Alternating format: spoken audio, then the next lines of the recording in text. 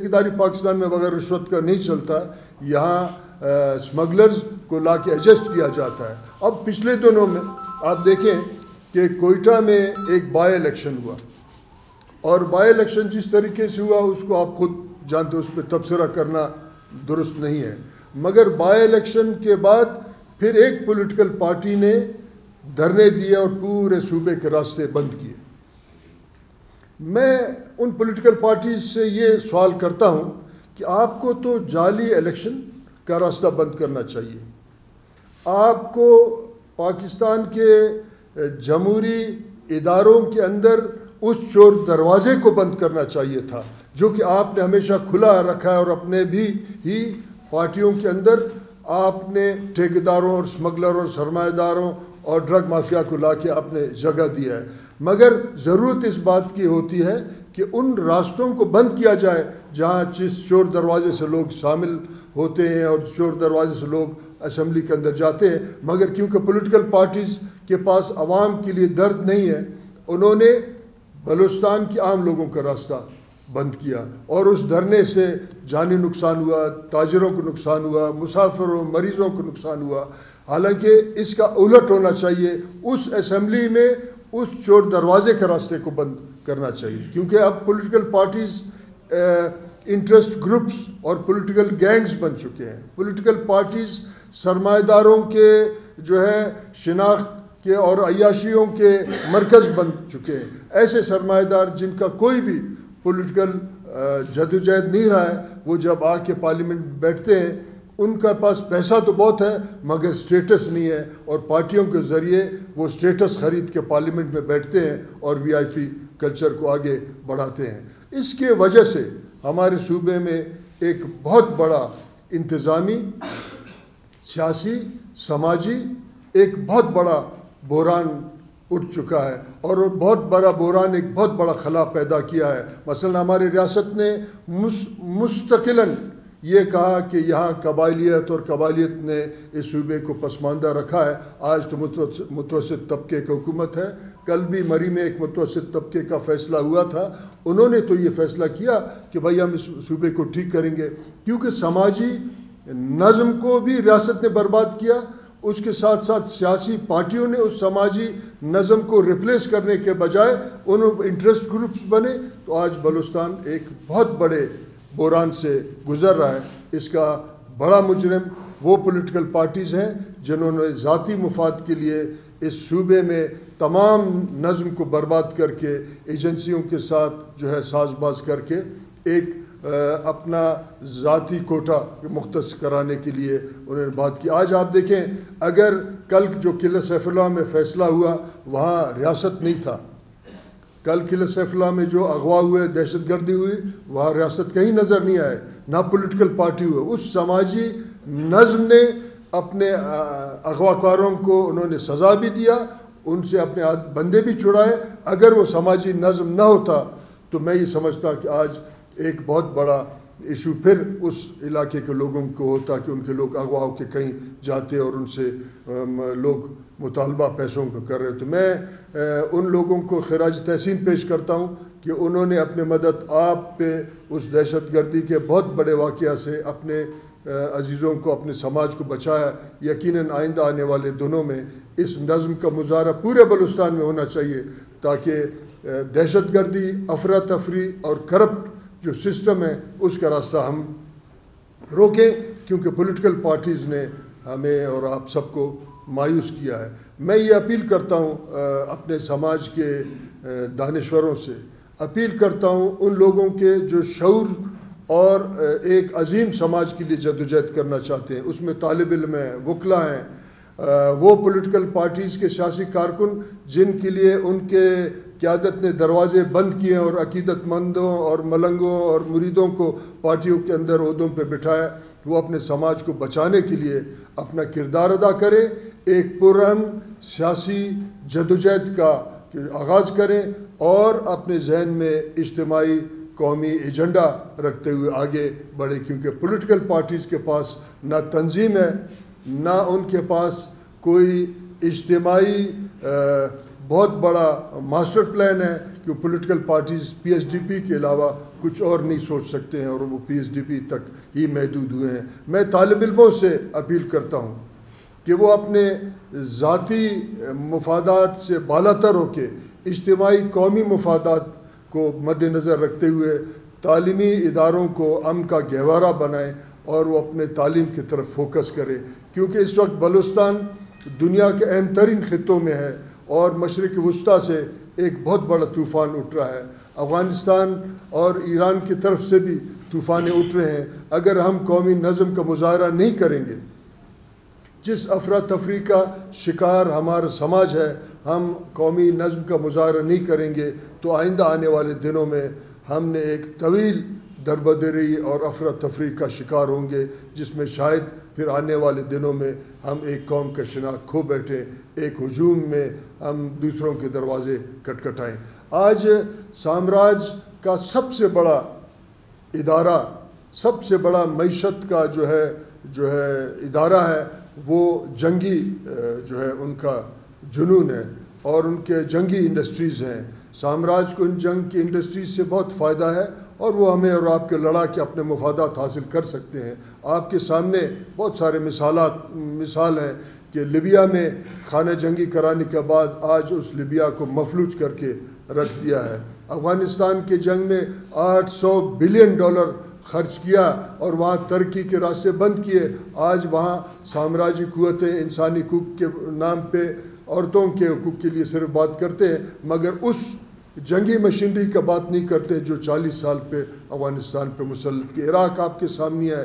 مثلا جس طریقے سے سوریا کو سامراجی طاقتوں نے اپنے جنگی انڈسٹری کے ذریعے آج مفلوج کر کے رکھ لیا ہے. اگر ہم ارد گرد کے ان طوفانوں سے باقاعدہ طور پہ ہم سبق حاصل نہیں کریں گے، ایک منظم، ایک پرامن سیاسی جدوجہد کے ذریعے اپنے مسائل حل نہیں کریں گے، تو میں سمجھتا ہوں کہ ہم بھی ان بہت بڑے جو ہے بحرانوں سے دو چار ہوں گے جو ہمارے ارد گرد ہوا ہے.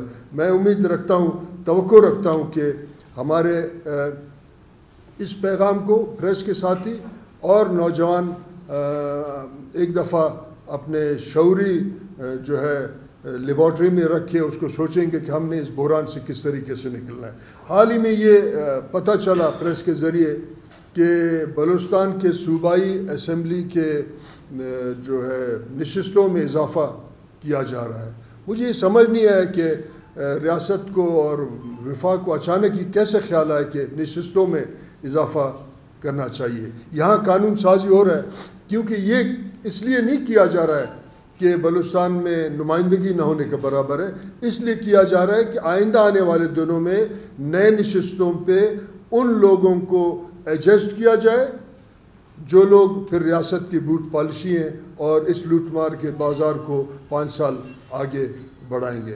میں اگر سیاسی کارکن منظم نہیں ہوں گے تو پھر آئندہ آنے والے 5 سال بھی ایسے لوگوں کو ایجاد کیا جائے گا کہ جو ان نئے نشستوں پہ بیٹھیں گے اور ریاست کے اس لوٹ مار کو قانونی اور پارلیمانی جو ہے سپورٹ کریں گے. میں یہ سمجھتا ہوں کہ اگر ریاست بلوچستان کے بارے میں سنجیدہ ہوتا، نشستوں کو میں اضافہ کرنے کے بجائے وہ انسانی حقوق کے اس بل کو آگے لاتے جس کے تحت ہمارے لوگ مسنگ پرسنز ہیں، یہاں ریاست کے ادارے لوگوں کو اٹھا کے لے جاتے اور کوئی ان کا پوچھ گچھ نہیں ہے.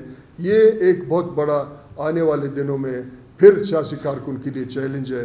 اگر سیاسی کارکن اپنے قومی حقوق کو اپنے لیے جو ہے ترجیح کا بنیاد نہیں رکھیں گے تو پھر میں سمجھتا ہوں کہ پھر ہم مزید آگے بحرانوں میں جائیں گے.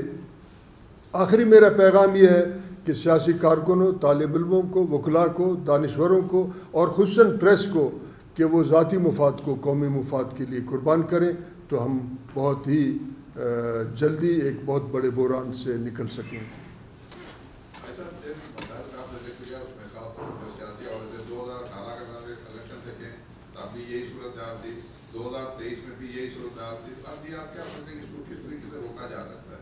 دیکھیے، اس کو سیاسی کارکن روک سکتے ہیں اور سیاسی کارکن اپنے پارٹیوں کے ادارے میں اور اپنے پارٹیوں کے وہ سربراہ جو پالیسی بناتے ہیں ان سے سوال کر سکتے ہیں کہ وہ جس طریقے سے سیاسی عمل کو سرمایہ دارانہ نظام کے حوالے کر رہے ہیں، تو آنے والے دنوں میں بھی یہ ہوگا. اب جب نشستوں میں اضافہ ہوگا، آپ کو پتہ ہے کہ وہ یہ کریں گے کہ ایسے لوگوں کے لیے نشستیں بنائے جا رہے ہیں کہ جو ان کے لیے آنے والے دنوں میں پاکستان کے ریاست اور ان کے اداروں میں کارآمد شامل ہو، ان کے لیے نشستیں بنا رہے ہیں، بلوچستان کے لیے نہیں بن رہا. اچھا یہ بتائیے گا کہ آپ نے ابھی نیلامی کی بات کی اور اسمبلی میں کہ جو لوگ آئے ہیں داخلی کے ذریعے ہیں، یہ جو تمام سیاسی جماعتیں ہیں انہوں نے مشرف کے زیر تمام جو الیکشن تھے ان میں انہوں نے بائیکاٹ کیا اور آپ اس حکومت کا حصہ بھی رہے. آپ اس حکومت کو آج بہترین بھی قرار دیتے ہیں، کئی محفلوں میں آپ نے کہا ہے، بلکہ پروگراموں میں وہ بہترین حکومت ہے، ہم نے بہت سی چیزوں کا تحفظ بھی کیا. تو آج جو اسمبلی میں ہے آپ ان کو برا کہہ رہے ہیں، جب آپ اسمبلی میں تھے وہ سیاسی جماعت آپ لوگ کو تانبی زدہ کہتے تھے، تو یہ اب وہ کیوں تانبی زدہ ہے اور آپ لوگ جب تھے تو آپ لوگ کیسے شفاف تھے؟ دیکھیں میں آپ کو عرض کروں کہ مسئلہ بائیکاٹ کرنی ہے وہ ان کا فیصلہ تھا. اگر اس دور کو آپ دیکھیں کہ وہاں 18ویں ترمیم پہ کام ہوا اور اس 73 کے آئین کو اثر نو ہم نے ریوائیو کیا اور صوبوں کے اختیارات میں اضافہ کیے. یہ ایک بات. اس پارلیمنٹ کو ہم نے تقویت دی 18ویں ترمیم کے ذریعے، جہاں صدارتی جو قانون تھا 58(2)B کے ذریعے پارلیمنٹ کو ایک جنبش قلم کے ذریعے تحلیل کیا جاتا تھا. اس اختیار کو بھی ہم نے پارلیمنٹ کے پاس لایا، صوبوں کے پاس اختیارات آئے. NFC ایوارڈ کا انعقاد ہوا اور اس NFC ایوارڈ کے ذریعے یہاں صوبوں کے پاس وسائل آئے اور اس کو ترقی ہونا چاہیے تھا. بہرحال وہ اس میں یہ فرق ہے. یہاں 26ویں ترمیم کو ایک رات میں دہشت کے ذریعے، ریاستی ڈنڈے کے ذریعے پاس کرایا جائے. اس پارلیمنٹ میں اس میں یہ فرق ہے. میں یہ سمجھتا ہوں کہ آپ کا سوال ضرور آپ کے ذہن میں یہ سوال تھا کہ اس میں اور اس میں یہ فرق تھا کہ وہاں قانون سازی ہوا اور تمام پولیٹیکل پارٹیز نے اس 18ویں ترمیم پہ آمنا صدق نہ کہا. آج قانون سازی ڈنڈے کے ذریعے ہو رہا ہے اور پولیٹیکل پارٹیز کو توڑ کے یہ سب کچھ کیا جا رہا ہے. تو اس میں پارلیمنٹ میں بہت کون سا ہم سا نام تو لے، ڈرتے کیوں؟ اچھا ہندوستان کا نام لے رہے ہیں. اچھا اس کے دور حکومت میں بھی جو ہے ہندوستان میں بڑے فنڈ کیے، سرداری نے بلوچوں کے آنسو پوچھنے کی، ہمارے عوام کے آنسو پوچھنے کی بڑا کچھ کیا. لیکن ہم یہاں شاید دیکھتے ہیں کہ کوٹا شاید جو صوبائی دار حکومت ہے، آپ جا کے دیکھیں در بدر.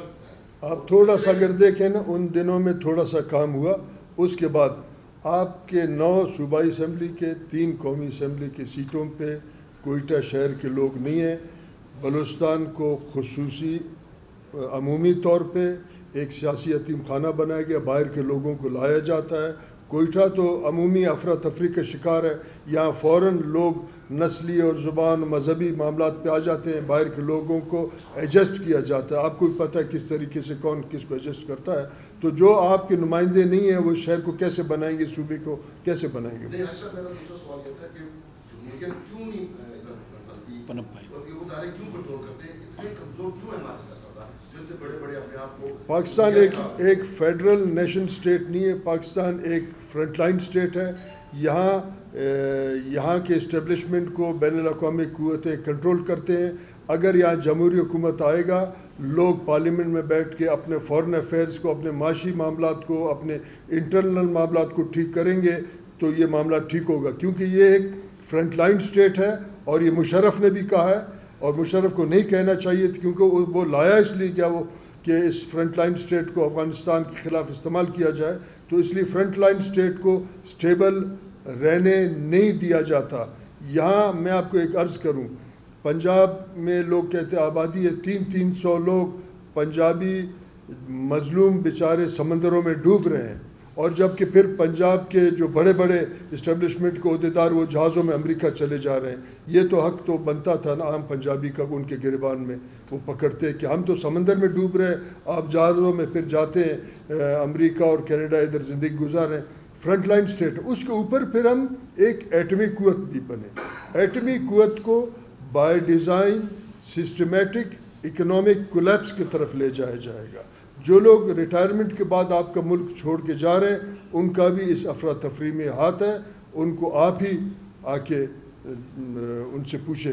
اب میں آخر میں یہ بات کہتا ہوں, آپ کہتے ہیں ٹھیک ہو تمام پولیٹیکل پارٹیز, اب اسٹیبلشمنٹ کے ساتھ وہ کتنے ملے ہوئے, تمام پولیٹیکل پارٹیز کو چاہیے کہ ایک بڑے کانفرنس کے انعقاد کریں, اس میں نیشنل ایجنڈا کا جو ہے تعین ہو, اس میں عوام کا جو پولیٹیکل پارٹیز حکومت کے احتساب عوام کے ووٹ کے ذریعے ہو, وہاں شفاف الیکشن کے اصولوں کا تعین ہو, وہاں آزاد فورن افیئرز کا بات ہو, وہاں ایک شفاف معاشی نظام کا انعقاد ہو, تو میں یہ سمجھتا ہوں بحران سے نکلیں گے.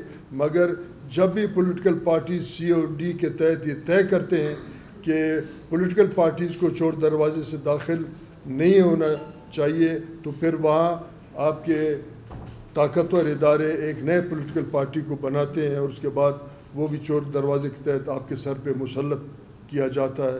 یہ طریقہ کار ہے. اس کا طریقہ یہ ہے کہ پولیٹیکل پارٹیز سب کے سب ایک دفعہ طے کر لیں. بہت شکریہ آپ سب. ٹھیک ہے, بہت شکریہ. ایسا بہت شکریہ.